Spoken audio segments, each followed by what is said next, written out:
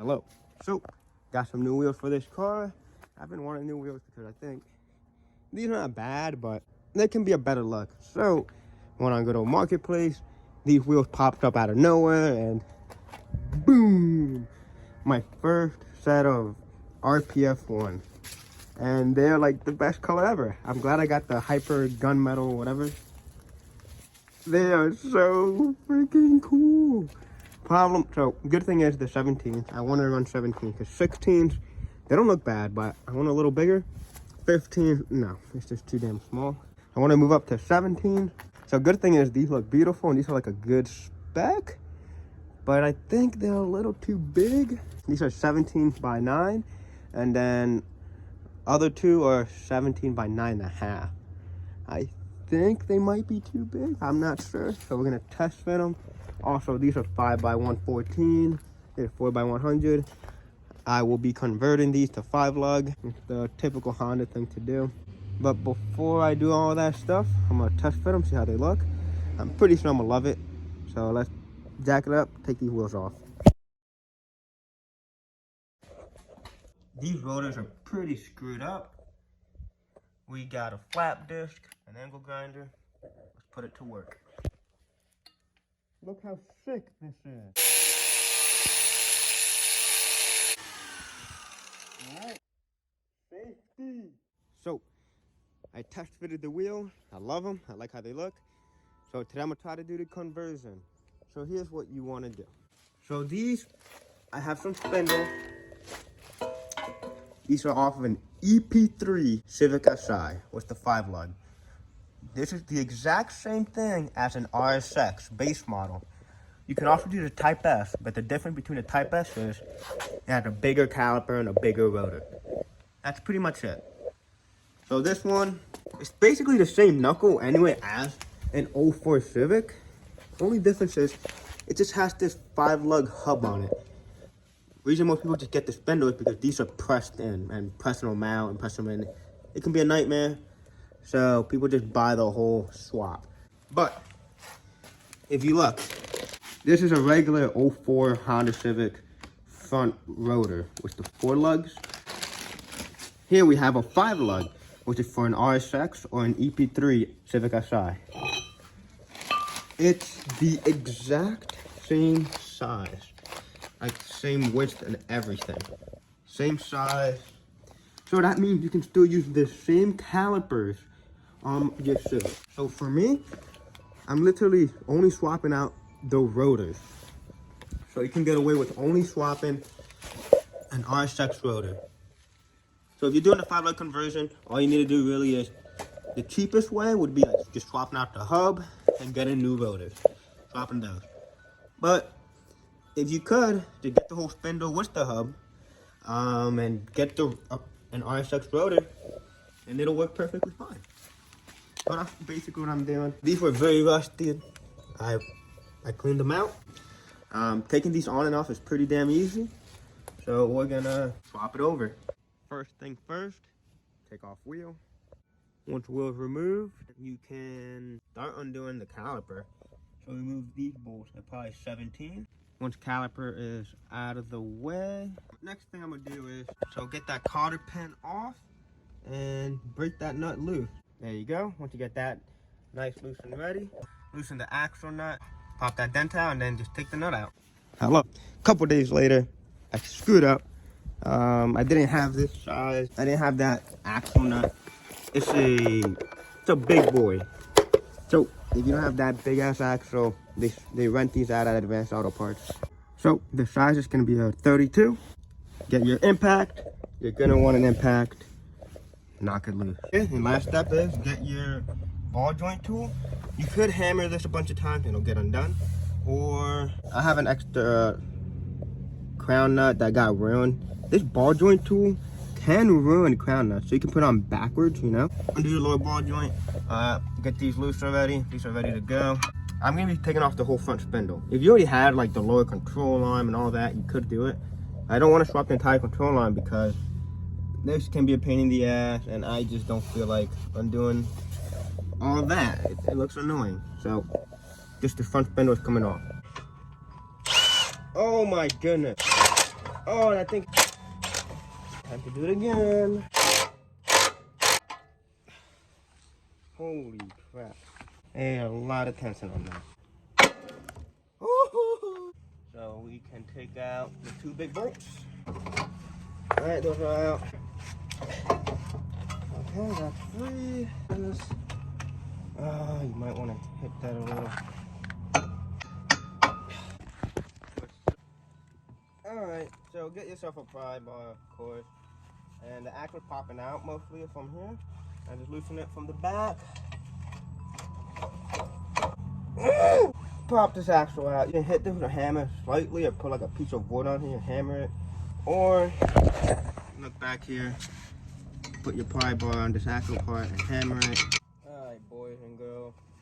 And for the magic moment we've been waiting for. Oh, nice! It doesn't come on. I have to give it a little tap. What? Are you kidding me? Well, the ball joint returned home again. And as easy as 1, 2, 3, it's out. Look at that. Okay, so the boot was ripped, so I just put some duct tape on it. So not all the grease can just fly out and make clunking sound. Easy to be replaced, but I don't have a press. And oh, is that coming out? Oh my goodness, that is coming out. It's supposed to look like that, yeah. But there's a gap. I think I'll get my hammer and hammer it a little. This is the dangerous one, by the way. This one goes back and forth. It shouldn't have that much play, and the boot is ripped too. It one's a little stiffer, but still sketchy. I give it a couple love taps with the hammer. It's flush. My little repair came undone. That's okay. We'll put it right back where it belongs. Voila! Let's pop this bad boy on. And now reverse process. So axle pops right in. The hub lines up with these axles. The splines like the same. And I just put that nut on, put it all back together. Here's what it looks like when it's done.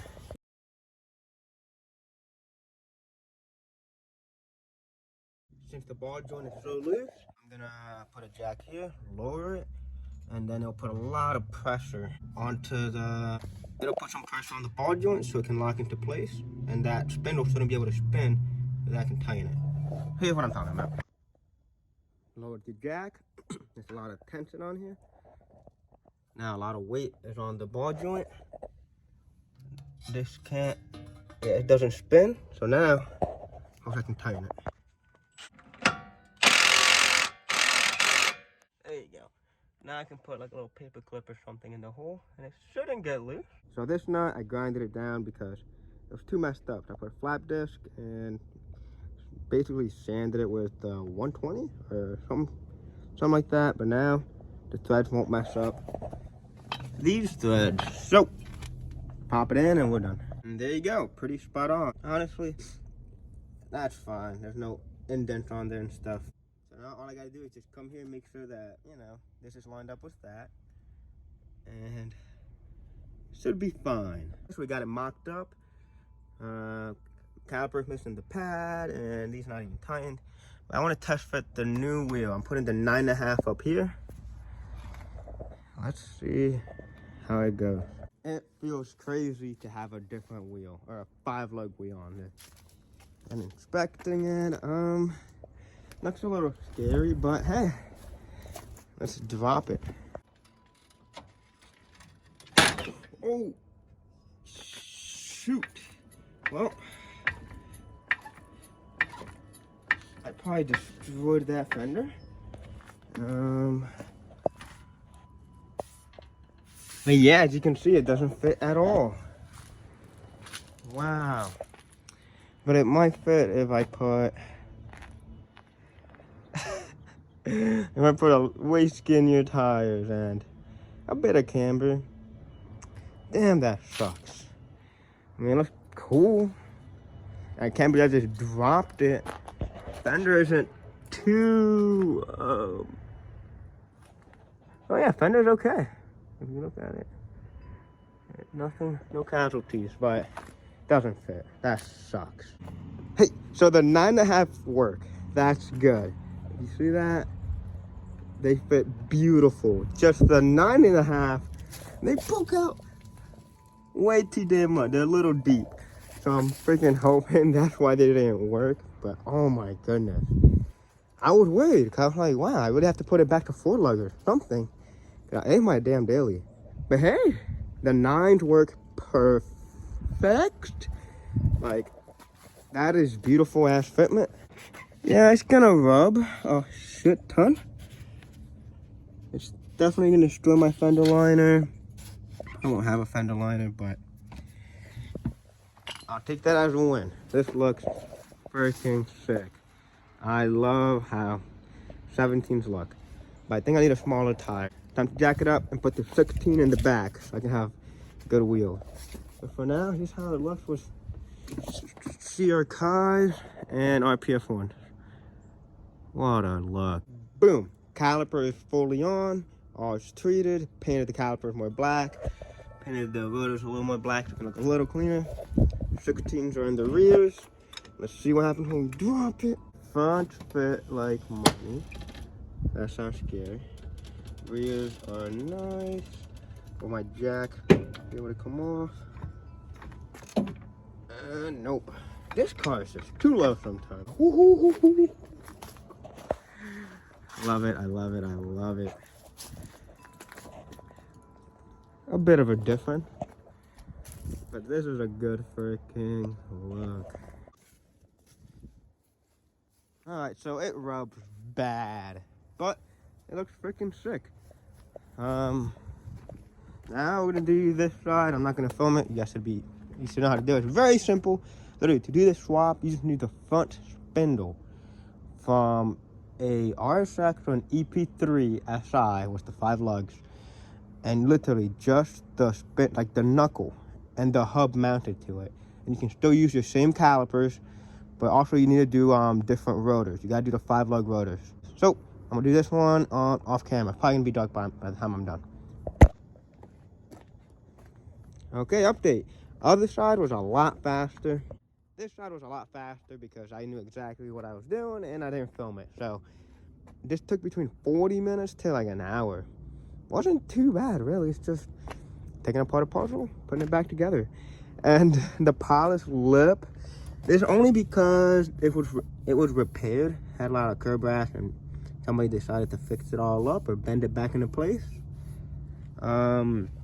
It doesn't look too bad. It looks like it's supposed to be like that. But I might have an idea on what to do with this. At least the middle is still beautiful, like that black chrome color. And it looks like it fits a lot better on this side. Like there's actually a good amount of clearance. Like that's actually not hitting. Other side, it looks cooler, but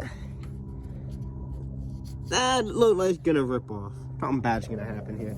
I think this side's probably a little bit lower, but I'm not complaining too much for now.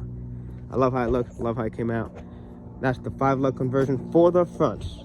For the rears, it's pretty much the same, but if you have drums, then you gotta convert it to calipers, and that's gonna be next. Hello, update. So I put the wheel on and it wouldn't spin, it wouldn't move. And I wondered, what the hell? I thought it was the rotor. They might have been super bad and bent. They were getting caught. But then I looked at it more. I took off the wheel, observed, and saw that. So it's just hitting the back of the wheel. So not a big deal. So, got a flap disc, angle grinder, sand it down a little bit, and wheel should fit. Voila. It's nice and smooth. I'm gonna test fit the wheel and see if it fits. If it fits, paint this black so it doesn't rust. We're done.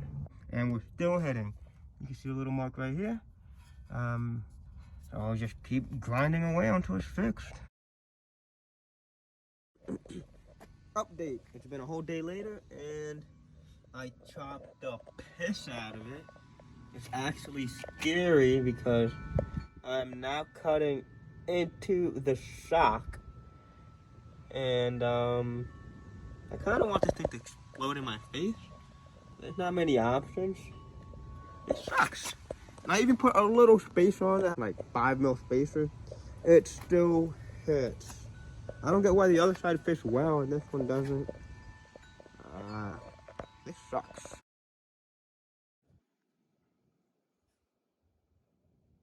Hello. It's been a couple hours. There's a nice little leak down there because, yeah, this is what it came down to. With a spacer, by the way, I had to chop off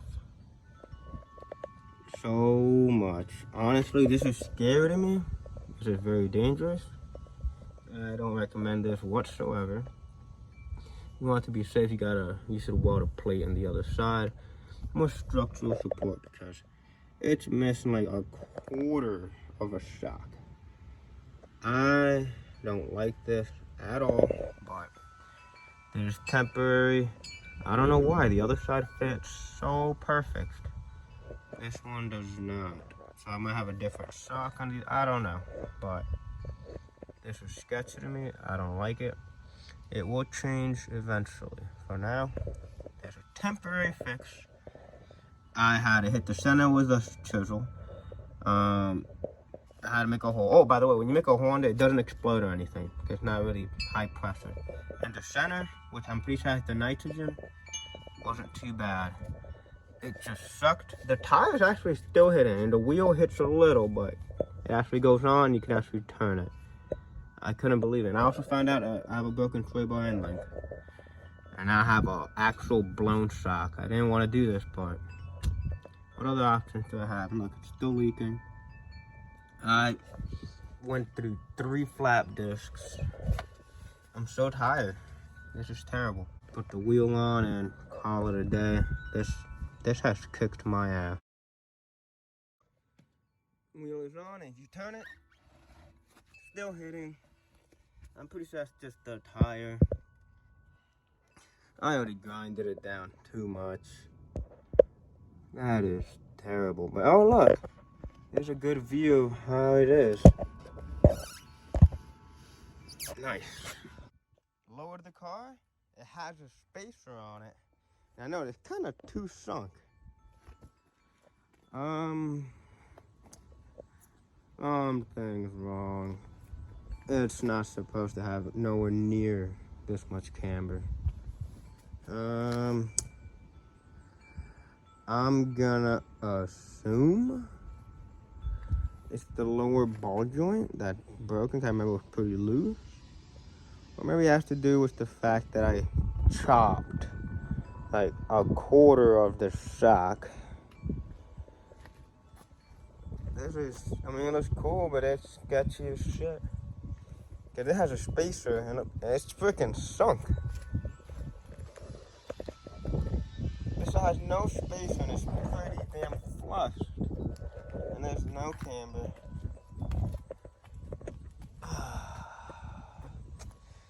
Oh yeah, something's wrong. I'm scared. It looks freaking cool outside, but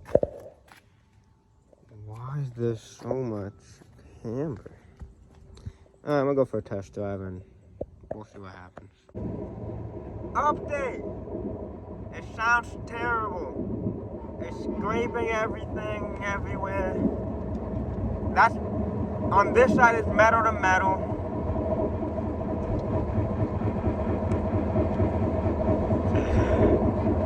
It's pretty damn loud, but it's moving. It's definitely scary. And I gotta go quick now, so tires might start smoking.